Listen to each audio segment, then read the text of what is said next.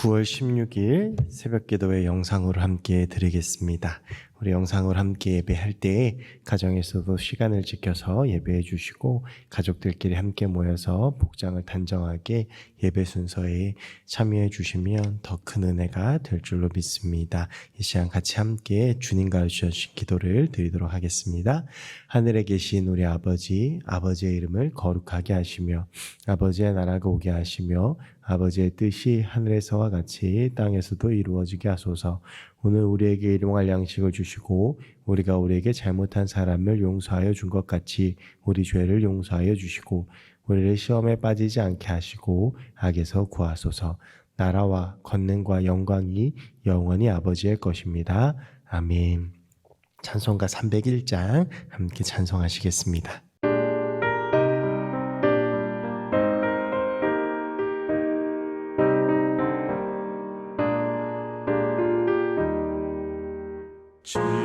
지금까지 지내온 것 주의 크신 은혜라.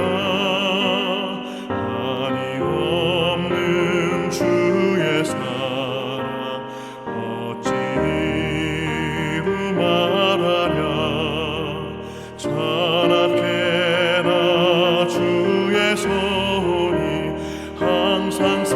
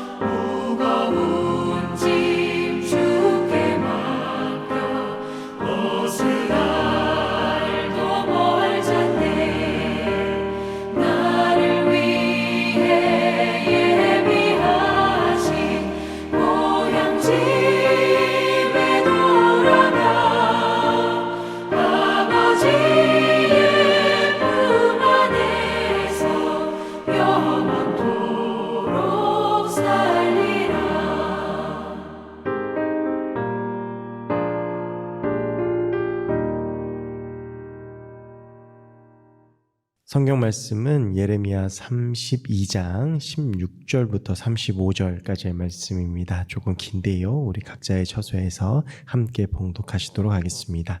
내가 매매 증서를 네리야의 아들 바룩에게 넘겨준 뒤에 여호와께 기도하여 이르되 슬프도소이다 주 여호와여, 주께서 큰 능력과 표심팔로 천지를 지으셨사오니 주에게는 할 수 없는 일이 없으시니이다. 주는 은혜를 천만인에게 베푸시며 아버지의 죄악을 그 후손의 품에 갚으시오니 크고 능력 있으신 하나님이시오 이름은 만군의 여호와시니이다. 주는 책략이 크시며 하시는 일에 능하시며 인류의 모든 길을 주목하시며 그의 길과 그의 행위의 열매대로 보응하시나이다. 주께서 애굽 땅에서 표적과 기사를 행하셨고 오늘까지도 이스라엘과 인류 가운데 그와 같이 행하사 주의 이름을 오늘과 같이 되게 하셨나이다. 주께서 표적과 기사와 강한 손과 펴신 팔과 큰 두려움으로 주의 백성 이스라엘을 애굽 땅에서 인도하여 내시고 그들에게 주시기로 그 조상들에게 맹세하신 바 젖과 꿀이 흐르는 땅을 그들에게 주셨으므로 그들이 들어가서 이를 차지하였거늘 주의 목소리를 순종하지 아니하며 주의 율법에서 행하지 아니하며 무릇 주께서 행하라 명령하신 일을 행하지 아니하였으므로 주께서 이 모든 재앙을 그들에게 내리셨나이다. 보옵소서 이 성을 빼앗으려고 만든 참호가 이 성에 이르렀고 칼과 기근과 전염병으로 말미암아 이 성이 이를 치는 갈대아인의 손에 넘긴 바 되었으니 주의 말씀대로 되었음을 주께서 보시나이다. 주 여호와여 주께서 내게 은으로 밭을 사며 증인을 세우라 하셨으나 이 성은 갈대아인의 손에 넘기신 바 되었나이다. 그때 여호와의 말씀이 예레미야에게 임하여 이르시되 나는 여호와요 모든 육체의 하나님이라 내게 할 수 없는 일이 있겠느냐. 그러므로 여호와께서 이와 같이 말씀하시니라. 보라 내가 이 성을 갈대아인의 손과 바벨론의 느부갓네살 왕의 손에 넘길 것인즉 그가 차지할 것이라. 이 성을 치는 갈대아인이 와서 이 성읍에 불을 놓아 성과 집 곧 그 지붕에서 바알에게 분향하여 다른 신들에게 전제를 드려 나를 경노하게 한 집들을 사르니 이는 이스라엘 자손과 유다 자손이 예로부터 내 눈앞에서 악을 행하였을 뿐이라. 이스라엘 자손은 그의 손으로 만든 것을 가지고 나를 경노하게 한 것뿐이니라. 여호와의 말씀이니라. 이 성이 건설된 날부터 오늘까지 나의 노여움과 분을 일으키므로 내가 내 앞에서 그것을 옮기려 하노니 이는 이스라엘 자손과 유다 자손이 모든 악을 행하여 내 노여움을 일으켰음이라. 그들과 그들의 왕들과 그의 고관들과 그의 제사장들과 그의 선지자들과 유다 사람들과 예루살렘 주민들이 다 그러하였느니라.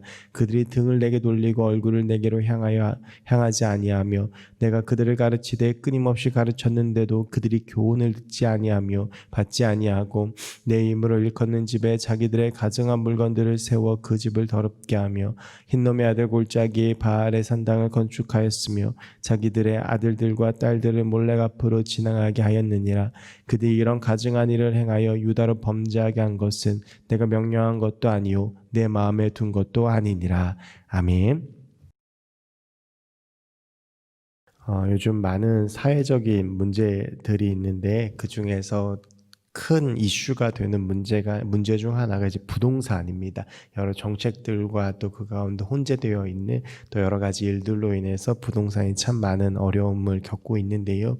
이 부동산은 그 투자하기에 따라서 또 굉장히 큰 돈이 되기도 하고 또 굉장히 큰 손해를 입기도 합니다. 그래서 이제 부동산을 할 때 가장 중요한 것이 보통 정보라고 많이들 하는데 어디가 개발된다라고 하면 그 개발되는 곳은 굉장히 이렇게 땅값이 오르고요. 또 아무리 많은 땅을 가지고 있어도 평생 땅값이 오르지 않는 그런 곳도 있습니다.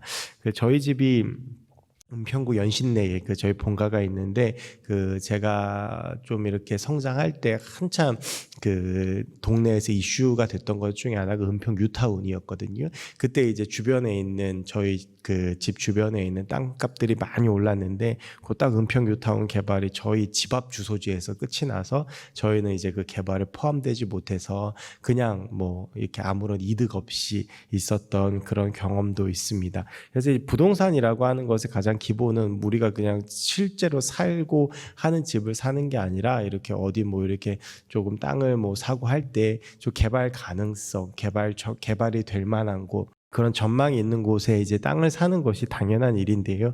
이 망하는 곳 그리고 우리가 흔히 맹지라고 부르는 정말 아무 쓸데가 없는 곳을 사는 것은 사실 무의미하죠. 예레미야 32장에 나오는 것이 바로 이러한 모습이죠. 이제 곧 남유다가 멸망할 것이고 예레미야가 실제로 남유다가 멸망할 것이라고 그 무던히 외쳤던 사람인데 하나님께서 말씀하셔서 그 남유다의 땅을 이제 구입하는 것이 1절부터 15절까지 말씀에 나오게 됩니다. 그러니까 이제 이것이 투자 논리를 보면 전혀 맞지가 않는 것이죠.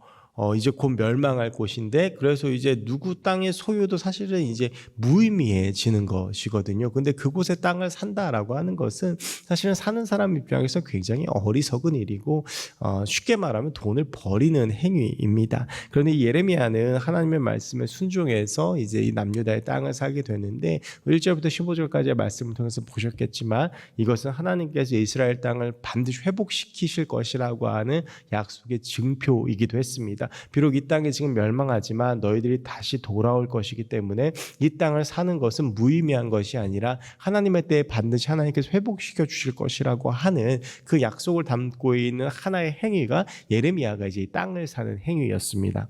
오늘 말씀 16절을 보면 그래서 이제 이 예레미야가 이 땅을 다 구입하는 과정을 마친 후에 하나님께 기도하는 장면이 나옵니다. 그런데 이때 이제 예레미야의 상황을 한번 보면요. 그 마음을 보면 얼마나 마음이 아팠겠습니까? 이게 단순히 내 돈을 들여서 곧 망할 맹지를 샀기 때문에 마음이 아픈 것이 아니라 지금 처해 있는 이스라엘 상황이 참 마음이 아플 겁니다. 이 땅을 사는 것이 전혀 기쁘지 않은 것. 이 땅을 샀지만 이 땅이 내 것이 아니라 바벨론의 것이 될 거라는 것, 곧 이 남유다가 멸망할 것이라고 하는 이 상황이 이 예레미야의 입장에서는 얼마나 가슴이 아프고 마음이 아픈 일이었겠습니까? 그래서 예레미야는 그 아픈 마음을 부여잡고 하나님께 찬양을 함으로써 그 마음을 달래기 시작합니다.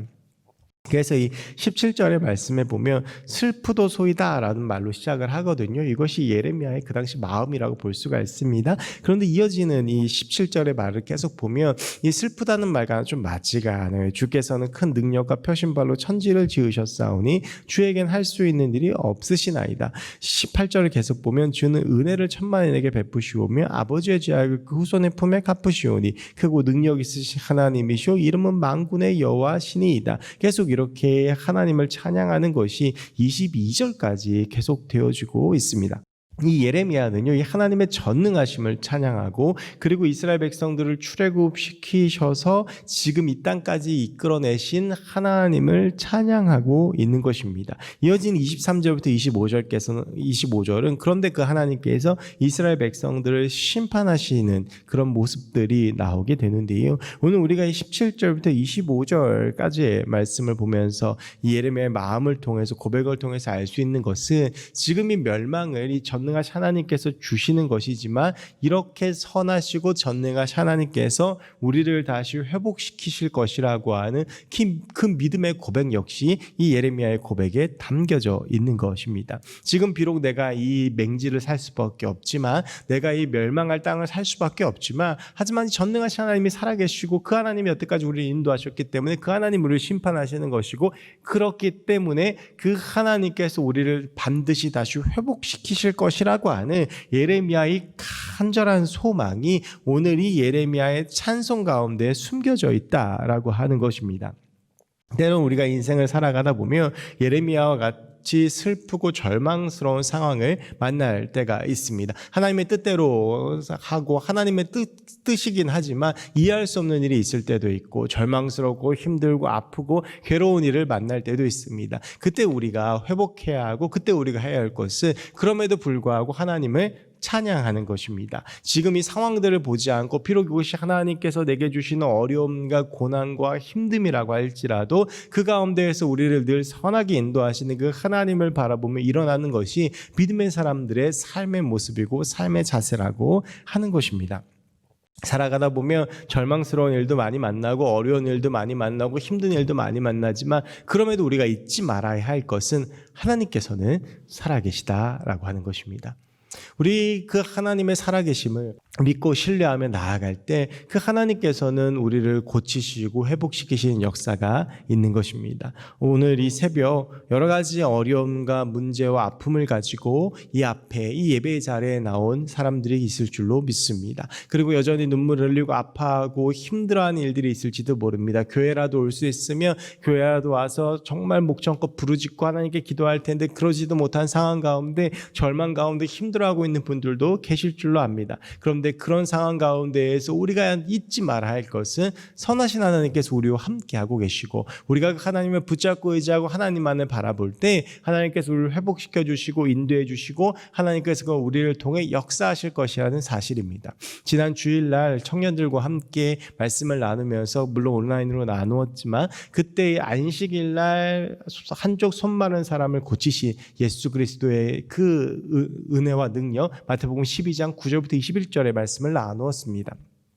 예수님께서는 안식일 날이 손마른 사람을 고치며 많은 사람들이 공격하고 힘들어지고 괴로워질 것을 아셨지만 이 한쪽 손마른 사람을 고쳐주셨습니다. 왜냐하면 하나님께서는 우리 모두를 사랑하시기 때문입니다. 그리고 우리의 문제를 해결할 수 있는 능력이 있으시기 때문입니다. 그래서 어떤 대가를 지불하더라도 그 아파하고 있는 하나님의 아들을 외면할 수 없으셨던 것이죠. 동일한 말씀이 누가복음 13장 10절부터 17절까지 나옵니다. 안식일 날 귀신 들려서 18년 동안 꼬부라진 여인을 만나서 예수님께서 많은 사람들이 반대하고 공격했지만 그 여인을 고쳐주십니다. 왜 그렇습니까? 그 여인을 사랑하시기 때문입니다. 마찬가지로 하나님께서는 우리를 사랑하십니다. 그래서 우리가 여러 가지 어려움을 당하고 힘듦을 당하고 괴로움을 당하지만 분명한 것은 우리의 인생은 전능하신 그 주님의 손 안에 있고, 그래서 우리가 그 주님을 바라보고 잊지 않고 주님을 의지하며 주님께 기도하며 나아갈 때 하나님께서 우리를 고치시고 하나님께서 우리를 붙잡으시고 하나님께서 우리를 살리시고 하나님께서 우리를 회복시키시고 하나님의 때가 되면 반드시 우리 가운데 하나님의 능력과 은혜를 베풀어 주신다라고 하는 것입니다. 여러 가지 어려운 상황 가운데에서 눈물 나는 상황 가운데에서 오직 그 하나님만 바라보며 서는 저와 여러분들이 되었으면 좋겠습니다. 그리고 회복시키시는 주님을 바라보며 회복하시는 하나님만을 바라보며 상황 바라보지 않고 사람 바라보지 않고 오직 주님만을 바라보며 주님 앞에만 나아가고 주님 앞에 기도하고 주님을 믿고 의지하고 주님을 신뢰할 때 하나님의 역사가 우리의 삶 가운데 일어나게 될 줄로 믿습니다. 이어진 26절부터 35절의 말씀을 보면 하나님께서 이런 예레미야의 찬송에 응답하셔서 내가 왜 너희를 심판할 수밖에 없는지를 보여주십니다. 그것은 이스라엘 백성들이 끊임없이 우상 숭배했고 하나님을 버렸고 하나님을 경노하게 했고, 그리고 이것은 몰렉에게, 우리가 흔히 구약성경 따는 것은 밀곰이라고도 나오는데요, 이 몰렉에게 인신제사까지 드리면서 사람까지 불태워서 제사를 드리는 정도로 이스라엘 백성들의 종교가 타락하고 이스라엘 백성들의 마음이 타락하고 이스라엘 백성들의 삶이 타락했기 때문에 하나님께서는 결국은 이들을 심판하시고 다시 이스라엘을 새롭게 세우시겠다라고 하는 하나님의 말씀을 26절부터 35절까지 분명히 보여주십니다. 하나님께서는 이전에도 많은 선지자들을 보내셔서 그들에게 돌아오라고 말씀하셨습니다. 그런데 그들은 여전히 돌아오지 않고 여전히 우상에 붙잡혀 있고 자신의 멋대로 살아가며 여전히 하나님을 버리고 살아갔던 것입니다. 하나님을 그 마음에 두지 않았던 것입니다. 우리가 여기서 몇 가지를 알 수 있는데, 먼저 첫 번째는요, 우리에게 있어서 가장 큰 죄는 우리의 마음 가운데 하나님을 두지 않는 것입니다.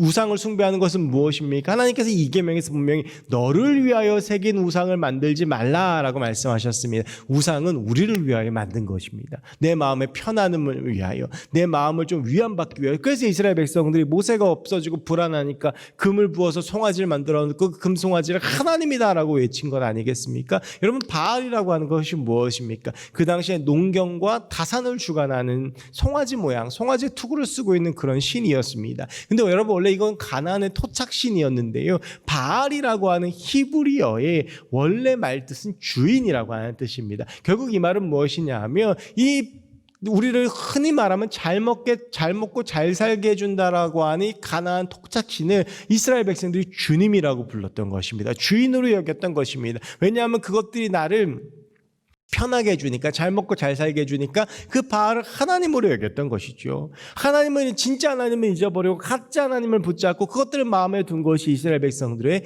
죄였습니다. 여러분, 혹시도 우리의 마음 가운데에도 이런 모습들이 있지 않습니까? 하나님이 계셔야 되는데, 하나님이 주인이셔야 되는데, 하나님만이 내 인생 가운데 전부셔야 되는데, 다른 것들을 붙잡고 다른 것들을 의지하며 다른 것들을 하나님을 여기고 사는 모습이 우리 가운데 있다면 그것이 가장 큰 죄라고 하는 것입니다. 두 번째는, 우리가 그런 모습 가운데 있다면, 우리가 하나님을 떠나 있다면, 우리가 죄 가운데 있다면 우리가 빨리 하나님께 돌아와야 된다라고 하는 것입니다. 이스라엘 백성들이 결국에는 남유다가 바벨론에게 멸망하게 된 가장 큰 이유는 이전에 수많은 선지자들이, 수많은 예언자들이 하나님의 뜻을 선포했고 하나님의 심판을 선포했고 하나님의 말씀을 선포했지만 그것들을 듣지 않고 거짓 선지자들을 따르고 거짓 선지자들을 붙잡았기 때문에, 거짓 선지자들의 말을 따라서 정말 하나님의 참뜻을 버렸기 때문에, 여전히 죄의 길에 있었기 때문에 그렇게 됐던 것입니다.